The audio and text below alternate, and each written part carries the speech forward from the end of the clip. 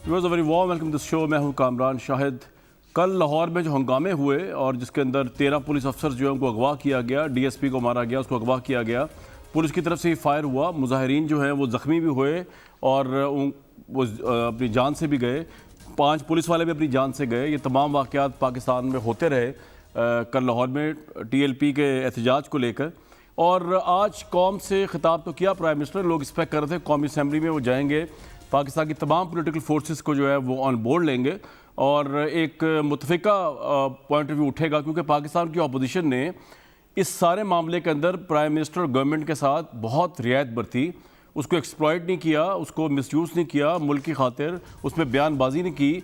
ये और बात है कि आज प्राइम मिनिस्टर ने कौम से खिताब के दौरान जो है वो नवाज शरीफ और नून लीग को और मौलाना फजल रहमान को नहीं छोड़ा। इस वाक़े को लेकर उसमें बाद में आऊँगा, लेकिन ये तमाम चीज़ें अपोजिशन ने की। प्राइम मिनिस्टर जो थे बड़ा अच्छा था, प्राइम मिनिस्टर एक यूनाइटेड मुल्क के प्राइम मिनिस्टर बन के लोगों के ज़ख्मों में मरहम रखते, जो लोग उस तरफ से मुजाहिरीन की तरफ से इस दुनिया से गए उनके भी ज़ख्म मरहम रखते, जो पुलिस वाले इस दुनिया से गए उनके भी ज़ख्म मरहम रखते। लेकिन मुझे नहीं पता कितना वो आज एज आ स्टेट्समैन और एज आ यूनाइटेड पाकिस्तान के प्राइम मिनिस्टर के तौर पे उभर सके। ये तो आज के प्रोग्राम में हम डिस्कस कर लेंगे। लेकिन प्राइम मिनिस्टर ने जो बातें की पहले वो आप सुन लें। उन्होंने बड़ी लॉजिकल गुफ्तगू की, लेकिन उनकी जितनी भी लॉजिक्स हैं जो आज उन्होंने बयान की वो इस एग्रीमेंट की लॉजिक के बिल्कुल अगेंस्ट है। ये एग्रीमेंट उनको इन फर्स्ट प्लेस करना ही नहीं चाहिए था। अगर कोई गवर्नमेंट की रिट थी, अगर गवर्नमेंट ये समझती थी कि एक चीज़ प्रैक्टिकल नहीं है, वो हो ही नहीं सकती। फ्रांस के सफ़ीर को अगर आप समझते थे कि आप नहीं निकाल सकते, आपकी जो भी मजबूरी है, तो आपने ऐसा एग्रीमेंट ही क्यों किया जिसमें आपने एक पार्टी को मौका दिया कि वो मुजाहरे करे, लाहौर पंजाब पाकिस्तान की जो ज़िंदगी है वो तातुल का शिकार हो, तशद्दुद हो, वाटर शेलिंग हो, पुलिस वाले अपने हाथ से ज़िंदगियों से जान दो बैठे, दूसरे जो लोग हैं मुजाहिरीन वो जान दो बैठे। ये सब कुछ करने की क्या, ये एग्रीमेंट करने की क्या ज़रूरत थी कि जी हम फ्रांस के, ये एग्रीमेंट आप देखें कि हुकूमत फ्रांस के सफ़ीर को 2 से 3 माह के अरसे के अंदर पार्लियामेंट फैसला साजी के जरिए मुल्क बदर कर देगी, जो आपको पहले दिन ही पता है कि ये प्रैक्टिकल पॉसिबल नहीं है आपके लिए, तो आपने ऐसा एग्रीमेंट किया क्यों? अकल, फहम व फरासत, लॉजिक का। और इस पर फाकी वज़ीर दाखिला, फाकी वज़ीर मजहबी अमूर के साइन हुए हुए, उसके बाद आप जब उसको इम्प्लीमेंट नहीं कर सकते तो आप लोगों को प्रवोक कर रहे हैं। अब आज प्राइम मिनिस्टर ने क्या गुफ्तगू फरमाई, उसमें कुछ चीज़ें तो मैं हैरान हूँ कि प्राइम मिनिस्टर जो है, उनकी रिसर्च टीम जो है वो बिल्कुल नालायक है, जो प्राइम मिनिस्टर को मिसगाइड करती है कि फैक्चुअली ही वॉज रॉन्ग। उसमें मैं आऊँगा बाद में, लेकिन पहले प्राइम मिनिस्टर ने मरहम रखना था लोगों के जख्मों पे और कौम के अपना पॉइंट ऑफ व्यू देना था, वो सुन लें ज़रा। TLP का जो मकसद है वही मेरा मकसद है, सिर्फ हमारा तरीकाकार फर्क है। फ्रांस के एम्बेसडर को वापस भेजना फ्रांस में और उनसे सारे ताल्लुकात तोड़ देना, क्या उससे ये रुक जाएगा? इसके बाद किसी और यूरोपियन मुल्क में यही होगा, आजादी के राय पे नाम पे। इसका पहले तो कोई फर्क नहीं पड़ना लगा फ्रांस को। पाकिस्तान को क्या फर्क पड़ेगा कि बड़ी मुश्किलों से हमारी माईशत उठ रही है, इंडस्ट्री ऊपर जा रही है, नौकरियां मिल रही हैं लोगों को। जब हम फ्रांस के एम्बेसडर को वापस भेज के ताल्लुकात तोड़ेंगे उनसे, इसका मतलब कि यूरोपियन यूनियन से हम ताल्लुकात तोड़ेंगे। हमारी आधी टेक्सटाइल की एक्सपोर्ट्स है वो यूरोपियन यूनियन में जाती है। अब तक 40 पुलिस की गाड़ियों को जला दिया गया, लोगों की प्राइवेट प्रॉपर्टी की लाखों करोड़ों रुपए का नुकसान हुआ है, 4 पुलिस वाले शहीद हुए हैं, 800 से ज्यादा पुलिस वाले जख्मी हुए हैं। पहले दिन जब शुरू हुआ तो तकरीबन 100 सड़कें ब्लॉक कर दी, बाहर से कूद पड़े लोग, हमारे पाकिस्तान के दुश्मन। अभी तक हमने जो 4 लाख ट्वीट्स को एनालाइज किया, उनमें से 70% फेक।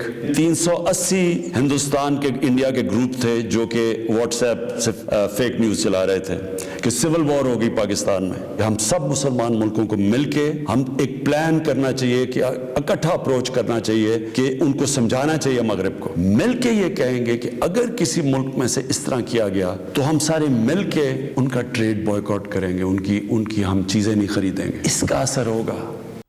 ये जो तमाम बातें थी ये उनको 4 महीने पहले जब एग्रीमेंट कर रहे थे TLP वालों के साथ गवर्नमेंट, फाकी वज़ीर दाखिला, प्राइम मिनिस्टर एमा पे, उस वक्त क्यों नहीं समझाई? ये लोग बात समझने से कासिर हैं। लेकिन आज भी प्राइम मिनिस्टर ने इस अहम तरीन नाजुक मौके पर नवाज शरीफ को अपनी यादों से और अपने दिलो दिमाग से निकालना मुनासिब नहीं समझा, चाहे उसके लिए फैक्चुअली वो गलत हिस्ट्री कोट कर रहे हों, चाहे वो बिल्कुल गलत तारीख बता रहे हो, लेकिन उन्होंने फिर भी नवाज शरीफ को याद रखा।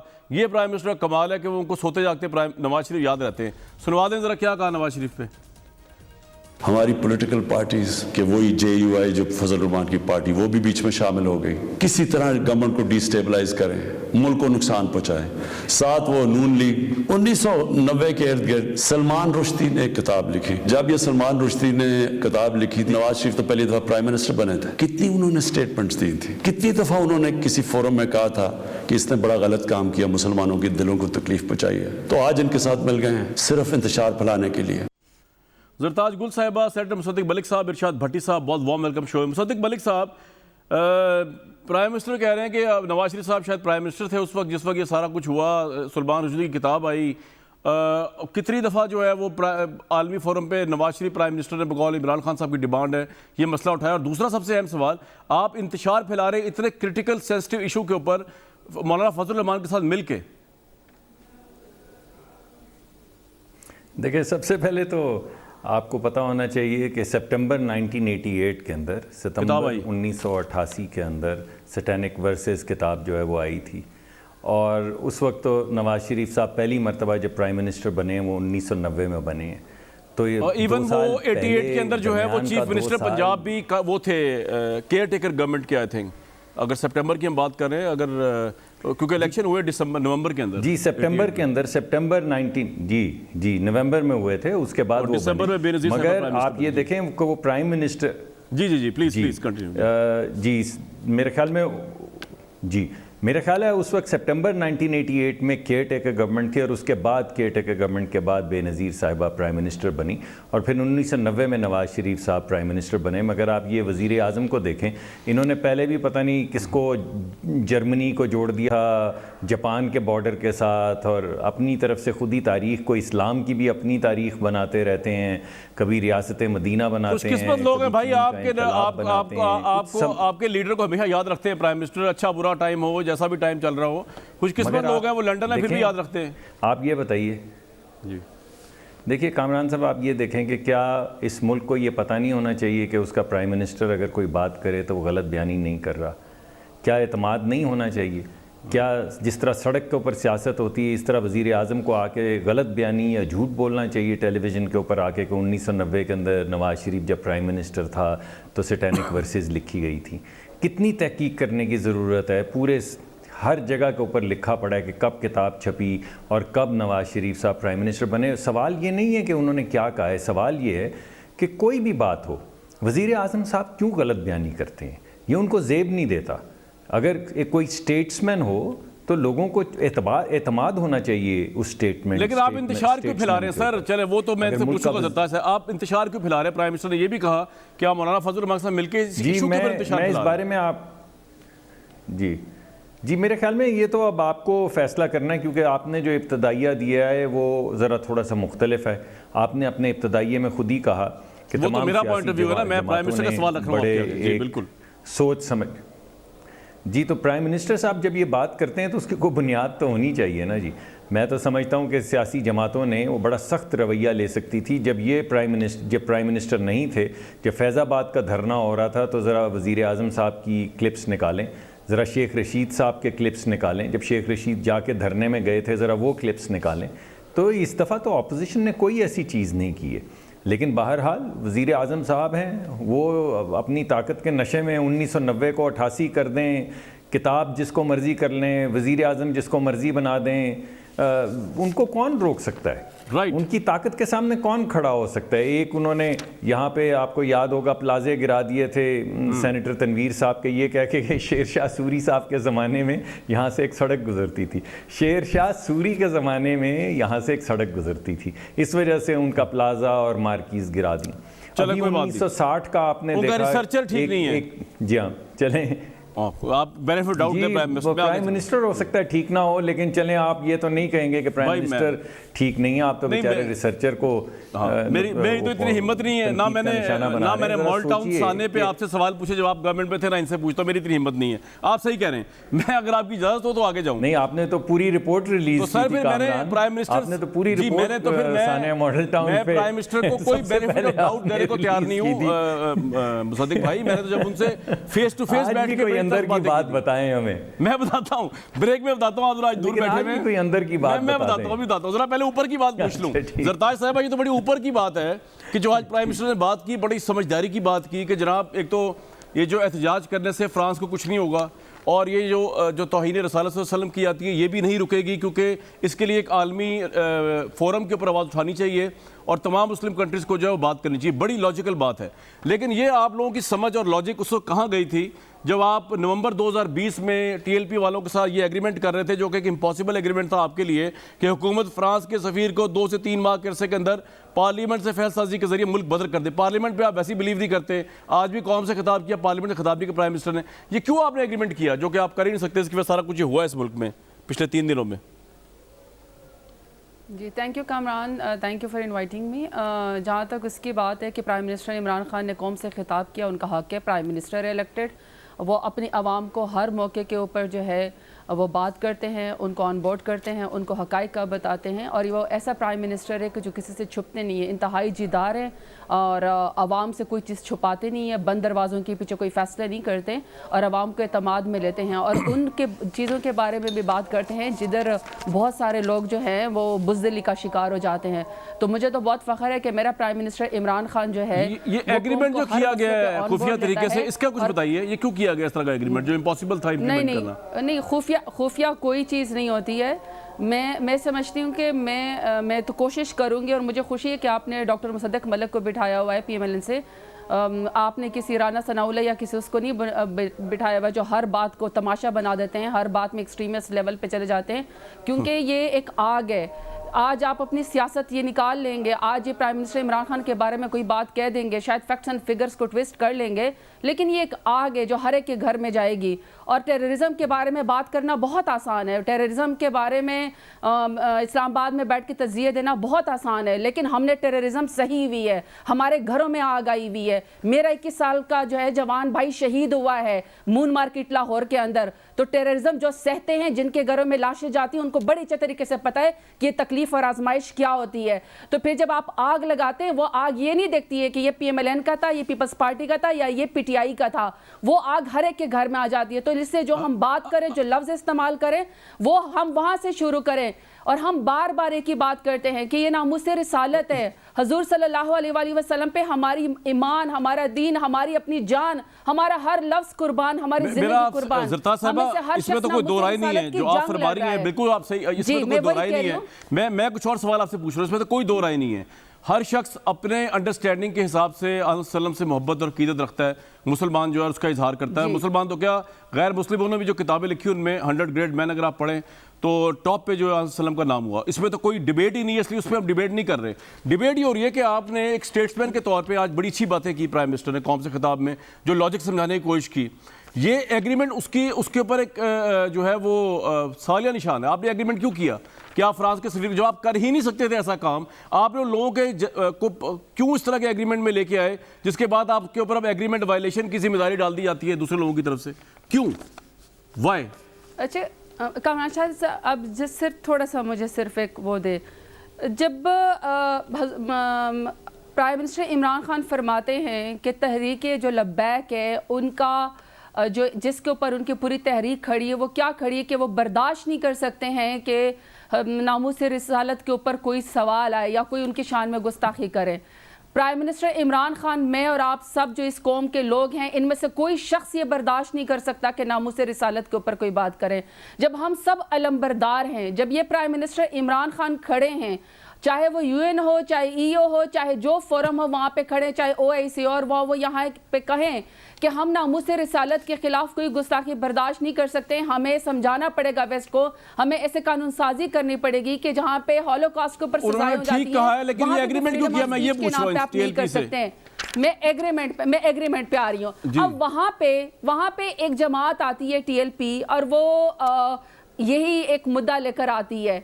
वहाँ पे उसका गवर्नमेंट को एंगेज करना, गवर्नमेंट का उनके साथ बैठना, रिलीजियस मिनिस्टर का, इंटीरियर मिनिस्टर का, और वो ये कहते हो कि आप फ्रांस के सफ़ीर को यहाँ से निकालें। जब प्राइम मिनिस्टर इमरान खान इस बात को कंडेम भी कर चुके हों और वह खुद नामूस रिसालत के खुद अलमबरदार हों और हर फ्रंट पे वो नामूस रिसालत के लिए बात करते हों, वहाँ पे एक मायदा होता है। हम मायदे को भी, शिक को भी ज़रा थोड़ा कामरान साहब हमें समझने की ज़रूरत है। उसमें क्या लिखा है? उसमें ये लिखा हुआ है, मुझे पता आपने पढ़ के सुनाया है, उसमें लिखा हुआ है, उसमें एक शिक में लिखा हुआ है कि हम फ्रांस के सफ़ीर को सूरत में निकालेंगे जब हम ये मसला पार्लियामेंट के में लेकर आएंगे। यानी हमने तो आप पार्लियामेंट में लेके गए, आप पार्लियामेंट में लेके गए, आप पार्लियामेंट में लेके नहीं गए। दूसरा आपने ये भी लिखा हुआ है, सुन लें जरा जरताज साहिबा, कैटेगोरिकली लिखा हुआ है सेकंड पॉइंट, हुकूमत अपना सफीर फ्रांस में तैनात नहीं करेगी। क्या आप इस बारे में उस वक्त एग्रीड थे और आज आपकी पोजीशन क्या है, जरा ये बताएं, लोगों को पता चले जिस गवर्नमेंट के हाथ में हमारी जानो माल है वो कितनी यकसोई से और कितनी स्टेट्समैनशिप से और फ्रेशनेस ऑफ माइंड और इंटेलिजेंस से चीजें कर रही है। ये सवाल है एक्चुअली जो उठाया जा रहा है इस वक्त इस मुआहदे की रोशनी में। यही जवाब आपको दे रही हूँ, मैं यही जवाब आपको दे रही हूँ। आपने खुद पढ़ के सुनाया है कि उसमें साफ लिखा हुआ है गवर्नमेंट के मुआहदे में कि हम फ्रांस के सफ़ीर को यहाँ से भेजेंगे जब पार्लियामेंट इसकी अप्रूवल देगी। पार्लियामेंट में तमाम पॉलिटिकल पार्टीज जब इसकी नहीं जरताज साहिबा, ये पॉसिबल ही नहीं है ना। आपने आज प्राइम मिनिस्टर कौम से खिताब में बताया कि ये पॉसिबल नहीं है। उन्होंने कहा हमारी नौकरियां खत्म हो जाएंगी, हमारी मईशत तबाह हो जाएगी, हमारी यूरोपीय यूनियन बाइकआउट कर देगा। ये पॉसिबल नहीं है। आपने एक इम्पॉसिबल चीज एग्रीमेंट में डाली। What is this statesmanship? ये मैं सवाल पूछ रहा हूँ आपसे। नहीं, वो वे फॉरवर्ड है। देखिए कामरान, उसके ऊपर हम बाद में करेंगे। वो वे फॉरवर्ड है जो प्राइम मिनिस्टर इमरान खान ने दिया है कि मेरा तरीक़ेकार ये है कि मैं तमाम इस्लामी ममालिक से बात करूं और मैं उस कमेटी को लीड करूं। पॉइंट आ गया आपका, मैं आगे चलता हूं, मैं आगे चलता हूं। बिल्कुल ठीक है, मैं दोबारा आपके पास आऊंगा। सिर्फ पॉइंट क्लियर, कामरान प्लीज मैं बताइए, आपको कर दूं।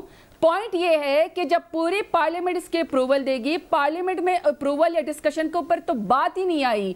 वहां पे 20 अप्रैल को उन्होंने आपने उनके लीडर को उठा लिया, बात ही नहीं वहां तक आई। ठीक कह रही हैं आप, ठीक है, पॉइंट ये आपका आ गया। अच्छा, अब ये जरा मैं आगे जाऊंगा। भट्टी साहब, दो सवाल इसके हवाले से।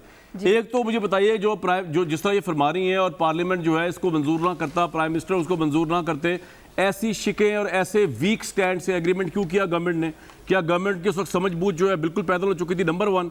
नंबर 2, ये लाहौर में ये 2 दिन जो होता रहा हंगामे वगैरह, जिसमें दोनों तरफ से लोगों की जानें गई, उसमें ना पंजाब पुलिस हमें नजर आई, बल्कि उल्टा 11 से 13 बंदे उनके अगवा हो गए। ये तो पोजीशन है पंजाब पुलिस की। ये इनकी रिटर्न सीएम पंजाब और क़यादत कहीं दूर दूर तक नजर नहीं आई। आपको नजर आई तो मुझे बता दें जनाब भट्टी साहब।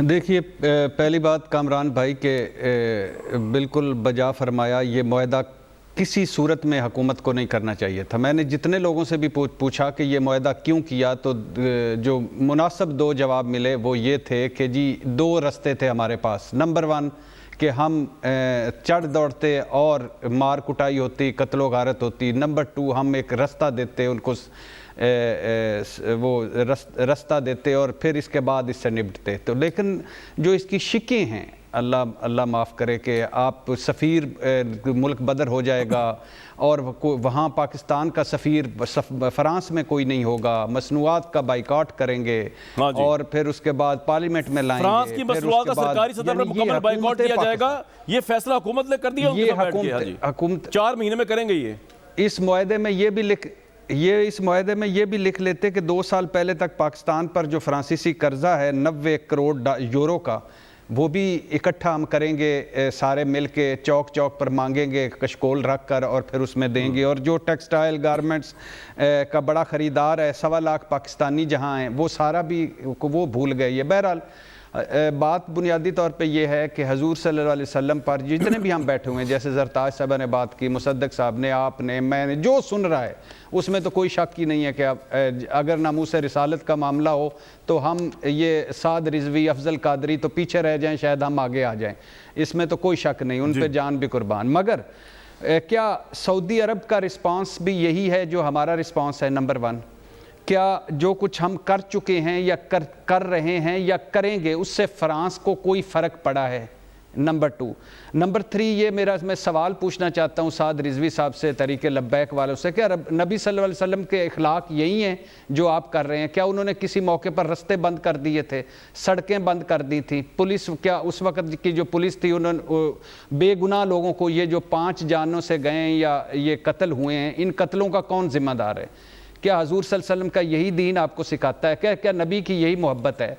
क्या इश्क़ रसूल यही है? क्या आप यही करना चाहते हैं? और दूसरी बात यह है कि आप कितने अपने घर जलाए आपने?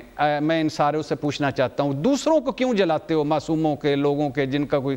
कितने आपने अपनी गाड़ियाँ जलाई हैं नबी की मोहब्बत में? कितनी आपने अपनी घर जलाए हैं नबी की मोहब्बत में? कितना आपने अपना सारा? खुदा का खौफ करें।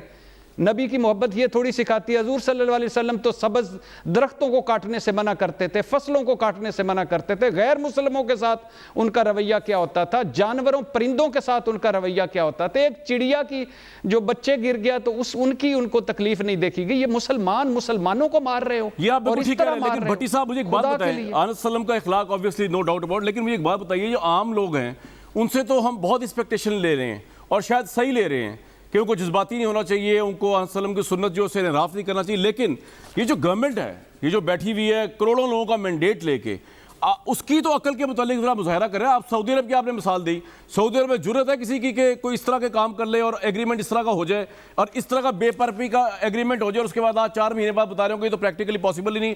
ये उस वक्त भी पॉसिबल नहीं था हुकूमत के लिए। तो इस हुकूमत के मुतालिक बताएं ना सर कि ये हुकूमत की क्या सोच है जिसके हाथ में हमारी जानो माल है? पंजाब पुलिस कहाँ गई? वो 3 साल की ट्रेनिंग कहाँ है राइट्स को डील करने की? कहाँ ट्रेनिंग गई? कहाँ रिफॉर्म्स गई? पंजाब के सीएम कहाँ गए? नजर ही कुछ नहीं आ रहा। पंजाब में ये हंगामे होते रहे 3-4 दिन, गवर्नमेंट नाम की चीज़ नजर नहीं आई। हाँ, ये आपने ये पहली बात, ये बहुत अच्छी बात की कि इन्होंने रिफॉर्म्स करनी थी। खैर वो छोड़ दें। सबसे पहले तो ये देखें कि प्राइम मिनिस्टर इमरान खान साहब जब मुस्लिम लीग नून की हुकूमत थी तो इनके बयानात देखें कि मेरा भी दिल कर रहा है कि मैं धरने में जाके बैठूं।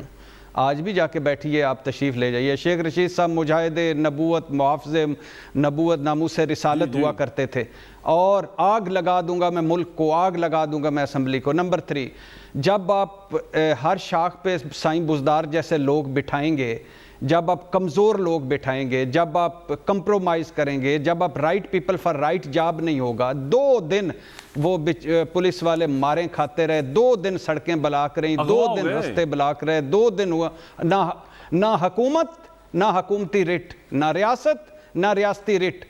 एक बड़क मारते थे शेख रशीद साहब। मुझे तो समझ नहीं आती कि रेलवे में उनकी कितनी आला कारकर्दगी थी जिस पर वो प्रमोशन होकर वो वजीर दाखिला लग गए और वो बड़क मारते थे उसका हर अहम मौके आपका ये पॉइंट आ गया भट्टी साहब, बिल्कुल आ गया। लेकिन एक और बड़ी इंटरेस्टिंग चीज़ है भट्टी साहब, मैं मुसद्दिक साहब आपके सामने पेश कर रहा हूँ। प्राइम मिनिस्टर ने कौम से खिताब में आज एक और बड़ी इंटरेस्टिंग चीज़ बताई है और वो ये बताइए कि जनाब ये इकॉनमी जो उठ गई हुई है, यहाँ लोगों की नौकरियाँ आ रही हैं, ये एहतजाज करने से पाकिस्तानी इकॉनमी फिर पीछे चली जाएगी।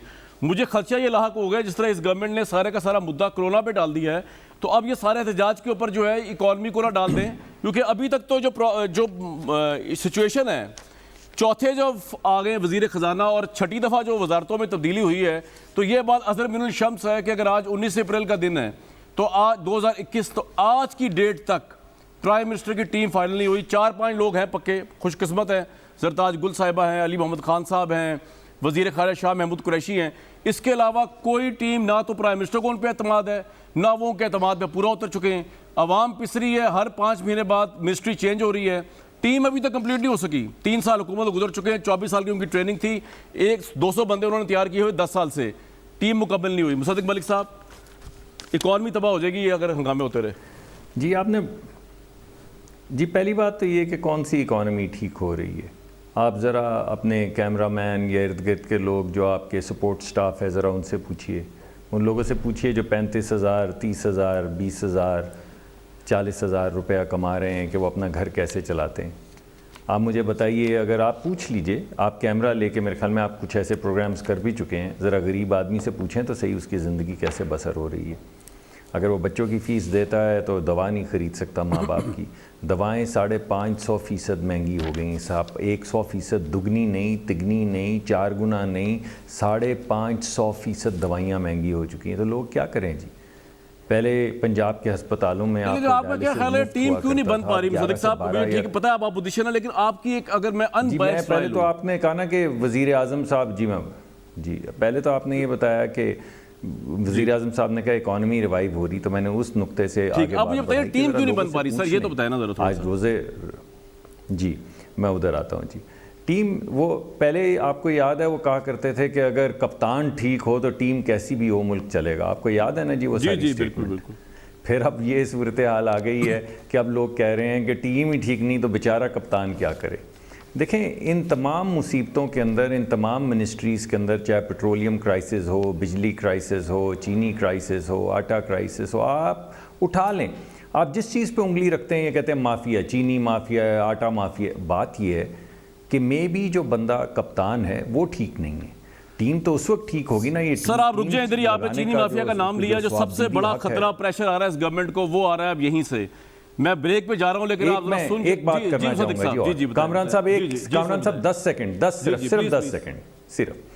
देखिए, अगर आपने टीम की बात करनी है और इकोनॉमी की बात करनी है तो आप शौकत तरीन साहब का इंटरव्यू चला दें। उन्होंने जो हुकूमत की वाई तवाई मचाई है, आपने आखिरी लेकिन असद उमर ने कहा था कि मैं उससे एग्री नहीं करता, के उस प्रोग्राम आपने वो भी सुन लिया होगा। अब तरीन साहब तो इसका मतलब है कि प्राइम जी नहीं, तो अब जो उनको वजीर लगाया है तो अब उनकी बात मानते हैं उन्होंने। जरताज साहब बताएंगे ये तो, लेकिन मैं एक ब्रेक लूंगा। जरताज साहब बताएंगे, मैं एक ब्रेक लूंगा, लेकिन सबसे बड़ा प्रेशर जो आ रहा है ना वो आप जरा सुन ले कहां से आ रहा है, और साथ ही ब्रेक राजा रियाज साहब को सुनवा दें। खान साहब, हमें इंसाफ चाहिए रियासत मदीना में, और अगर आप कप्तान हो के इंसाफ के लिए मिल नहीं रहे, जो कि ज्यादती हो रही है जहांगीर खान तरीन से, आपसे गुजारिश है कि इस बात को और मजीद आगे ना बढ़ाएं। हम अभी तक बड़ा सोच समझ के, बड़े आराम के साथ तरीके इंसाफ के परजम के नीचे खड़े हैं। कुछ दोस्तों के कहने पे आपने इसी तरह रवैया रखा तो फिर हम भी मजबूर होंगे, फिर हम भी कोई कदम उठा सकते हैं। हम ये आपको आज आखिरी दफा कह रहे हैं रियासत मदीना में कि हमें इंसाफ चाहिए, नहीं तो इसके बाद हम अपने आइंदा कला अमल इंशाल्लाह जल्द ऐलान करेंगे। आखिरी वार्निंग दे दी है प्राइम मिनिस्टर को, और हुकूमत जो है वो हिला सकते हैं ये लोग जो खड़े हुए बातें कर रहे हैं, उनके पास हुकूमत की चाबी है। एक ब्रेक लूंगा जी। हुकूमत के लिए व्यूअर्स कोई एक मुश्किल नहीं है, मुश्किलात का एक समुंदर है। अभी मैं आपको सुनवा रहा था जहांगीर तरीन ग्रुप, ये सिर्फ एक राजा रियाज एमएनए बात नहीं कर रहे थे, इनके साथ 12 से ज़्यादा एमएनएस और 20 से ऊपर जो एमपीएस मौजूद है, जिसकी बुनियाद पे फेडरल में और पंजाब में गवर्नमेंट खड़ी हुई है, और वो बातें बड़ी अलार्मिंग कर रहे थे। जरताज गुल साहिबा, आप क्या कहेंगी तरीन ग्रुप को? वो कह रहे हैं कि रियासत मदीना में इंसाफ नहीं हो रहा, ज़्यादती हो रही है, बात आगे ना बढ़ाएं, हमें मजबूर ना करें, हमने कोई कदम उठा लिया तो फिर आप देखते रह जाएंगे। क्या कहना चाहेंगे आप उनको? देखिए कामरान शाह साहब, आपके बात बड़ी अच्छी तरीके से पता है कि ये सारी कहानी 29 बिलियन की सब्सिडी से शुरू हुई है। कैबिनेट ने एक कमीशन पास किया और कैबिनेट ने ये परमिशन दी कि जो मुल्क के अंदर सट्टेबाजी होती है और जिसके अंदर शुगर माफिया जो है वो चीनी गायब कर देता है, 20 अरब टैक्स देता है और 22 अरब रिबेट वापस ले लेता है, तो उसके अंदर तरीन साहब के साथ ज्यादती हो रही है। मेरा सवाल ये है, वो तो आपकी बातें सारी ठीक है, आपकी इंक्वायरी कमेटी बड़ी जबरदस्त रिपोर्ट आई, हमें अप्रिशिएट करते हैं प्राइम मिनिस्टर, पहला प्राइम मिनिस्टर ने ये स्टेप उठाया, लेकिन ये तरीन साहब और उनके जो एमएनएस और एमपीएस तहरीक इंसाफ के आपके ये कह रहे हैं कि उनके साथ ज्यादती हो रही है, एहतसाब के नाम पे गलत एफआईआर कट रही हैं रियासत मदीना में, इसके बारे में क्या राय है आपकी और प्राइम मिनिस्टर की? यकीन करें कामरान साहब, मैं यही राय आपको देने वाली थी। तो जब 29 बिलियन में से 3 बिलियन सिर्फ हमने सब्सिडी है, बाकी 27 बिलियन तो पीएमएल और पीपल्स पार्टी ने दी है। अब उसकी इंक्वायरी कमीशन में जिसका नाम भी आया, और देखिए हमारा तो 23 साल से, और अभी जो हमारी हुकूमत हुई है 2 साल मजीद, हमारा तो 25-26 साल का स्टांस ही यही है कि क्रॉस दी बोर्ड जो है वो अकाउंटेबिलिटी होनी चाहिए। अब हमारा उसको नुकसान पहुंचता है अगर उसमें हम अपने फेवरेट्स निकाल दें और कहें कि किसी और का सिर्फ एहतसाब हो, ये नहीं हो सकता है। अब उसमें जहांगीर तरीन साहब का नाम आया और उनके दाएं बाएं लोग खड़े होकर कहते हैं, वो भी हमारी पीटीआई का हिस्सा है, मैं उसके ऊपर कमेंट्स नहीं कर सकती सिवाय इसलिए कि अगर हमारी पार्टी के अंदर किसी को जी मैं वही राजा रियाज के ऊपर तो मैं नहीं कर सकती हूँ, लेकिन ये कि मैं ये ज़रूर कह सकती हूँ कि देखिए अगर किसी को ये इशू है कि उनका ख्याल है कि कोई एक ग्रुप दूसरे ग्रुप में के साथ जो है वो ज्यादती कर रहा है, तो ये उनका राइट है कि वो अपनी ग्रीवेंसेस जो है वो प्राइम मिनिस्टर इमरान खान को वो प्राइम मिनिस्टर ने तो मुलाकात से इनकार कर दिया। जरताज साहबा, देखिए प्राइम मिनिस्टर उनसे मिल नहीं रहे, मैं इसलिए पूछ रहा हूँ कि ये मसला बड़ा अहम है। एक तरफ महंगाई है, जो चीनी का बहरान और जो खुराक का बहरान आया उसमें चीनी के जितने लोग हैं वन वे और दी अदर वे मुलविस है, तो प्राइम मिनिस्टर ने बिल्कुल ठीक किया, इंक्वायरी बिठाई। दूसरी तरफ ये लोग आपसे एनआरओ मांग रहे हैं, प्राइम मिनिस्टर की तरफ से कोई रिएक्शन नहीं आ रहा। अगर ये नून लीग ने एनआरओ मांगा होता, प्रेशर डाला होता, अब तक प्राइम मिनिस्टर 50 तकरीरें कर चुके होते। मैं आपसे बार बार पूछ रहा हूं कि ये कह रहे हैं कि इंसाफ नहीं हो रहा, तो या तो आप हमें बताइए कि शटअप कॉल दीजिए कि ये गलत कह रहे हैं, इंसाफ हो रहा है, ये सिर्फ एनआरओ मांग रहे हैं, या फिर बाकी आप ये सही कह रहे हैं, तहरीक इंसाफ वाले, तरीन ग्रुप वाले, इंसाफ नहीं हो रहा उनके साथ। हमें तो पोजीशन क्लियर करें ना, गवर्नमेंट कितनी मजबूत है इस वक्त, क्या पोजीशन है गवर्नमेंट की? कामरान साहब आप बार बार मुझसे सवाल कर लेते हैं, अगर मैं आपको फिर वही बात जवाब अब दे मैं आपसे सवाल ही कर सकता हूँ और तो मैं कुछ कह नहीं सकता आपको प्रोग्राम में, तो सवाल ही हो सकता है ना। वरना वैसे आप मिलती चाय शाय पूछते आपको, अब ये था तो ये है। जी मेहरबानी, बहुत शुक्रिया। वो आप डॉक्टर मुसद्दक कभी नहीं पूछी चाय दीजिएगा। वो भी मेरे पास नहीं है इस वक्त, मैं अकेला ही बैठा हूँ जी स्टूडियो में। हाँ जी, आप जवाब नहीं दे रही हैं, देख ले, अब आप जवाब नहीं दे रही वही बात जवाब आपको दे रही। नहीं, अब मैं आपको जवाब दे रही। मेरा जवाब ये है कि ये पार्टी एहतसाब के नाम पे खड़ी है। प्राइम मिनिस्टर इमरान खान का और हमारी पार्टी के तमाम, हम तो इसी उसके ऊपर आए हैं, नज़रिए के ऊपर आए हैं कि इस मुल्क को जिसने भी लूटा है या जिस माफिया ने भी लूटा है उसका एहतसाब होना चाहिए। अच्छी बात। मैं किसी के ऊपर एलिगेशन लगा के मैं किसी को मुजरिम नहीं साबित कर सकती हूँ, ना मैं मुलजिम, सिवाय इसके कि एक इंक्वायरी कमीशन बना। ठीक है, आपका पॉइंट आ गया जी, मैं मजीद तक नहीं करता आपको सवाल के जवाब में।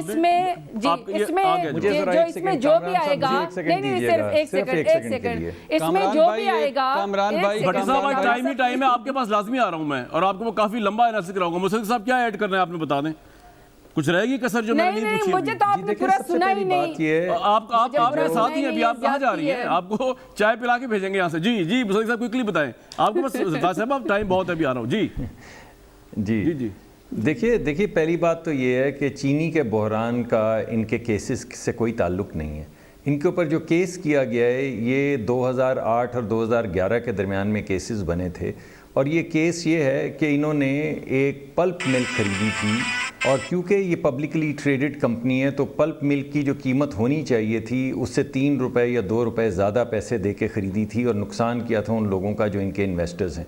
इसका चीनी से कोई ताल्लुक नहीं है, सिर्फ JDW कंपनी से इसका ताल्लुक है। चीनी वाली जो FIR है उस पर किसी को नहीं पकड़ा गया। चलो जी, आप तो बात ये है, आप लोग जो है ना 8 महीने में PDM वाले, एक बात नहीं एक बात मैं इम्पॉर्टेंट बात ये कि ये जो केस जिसका मैंने जिक्र किया, इमरान खान साहब इसका दिफा करते रहे हैं, तो सवाल ये पैदा होता है कि अगर इमरान खान साहब तमाम चीज़ों को अबव बोर्ड करना चाहते हैं तो फिर ये जब वो शेयर्स खरीद रहे थे, इवन जब सुप्रीम कोर्ट ने इनको नाअहल करार दिया था जहांगीर तरीन साहब को, तो इमरान खान साहब क्यों उनका दिफा करते थे? अभी मैं आपको ब्रेकिंग न्यूज़ बता दूं, पहले भी इन्होंने हमें ज़राए से खबर मिल रही है, मुसद्दक साहब ठहर जाइए, ब्रेकिंग न्यूज़ चल रही है कि इमरान खान साहब ने इंदिया दे दिया है जहांगीर तरीन साहब के ग्रुप से मिलने का, और ऑब्वियसली वो क्यों नहीं मिलेंगे भाई?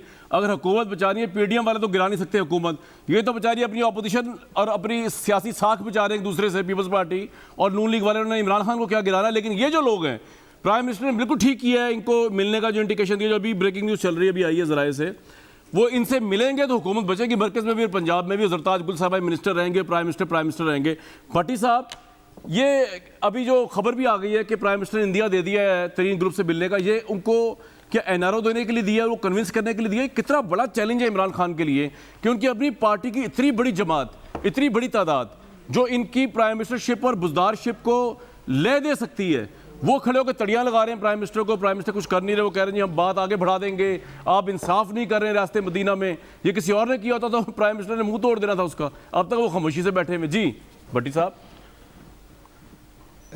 पहली बात तो ये है कि इस मामले पर मैं अपने वज़ीर आज़म के साथ हूँ, और मेरी ख्वाहिश होगी कि वज़ीर आज़म से कि अगर हुकूमत जाती है तो चली जाए, प्लीज़ खड़े रहिएगा। मैं वज़ीर आज़म साहब से दरख्वास्त करता हूँ, इस मरतबा ना लीजिएगा। नंबर 1, कोई बात नहीं, वज़ीर आज़म को अब खड़े हो जाना चाहिए। भट्टी साहब, मेरा सवाल है आपसे, देखिए, और अगर जैसे मुलाकात का इंदिया दे दिया, पहले मिल नहीं रहे थे प्राइम मिनिस्टर, अब ये ब्रेकिंग न्यूज़ चली है कि जी वो मुलाकात मिलना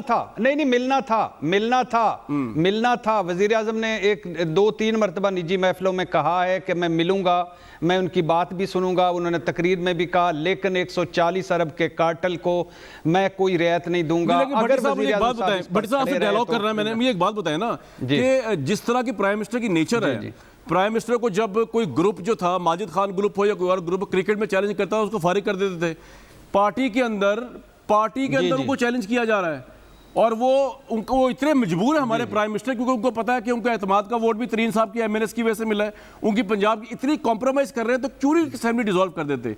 इतना कॉम्प्रोमाइज प्राइम मिनिस्टर, उनकी पर्सनालिटी को शोभा नहीं देता। मैं कह रहा हूं कि ये आप थोड़ा सा आगे चले गए हैं।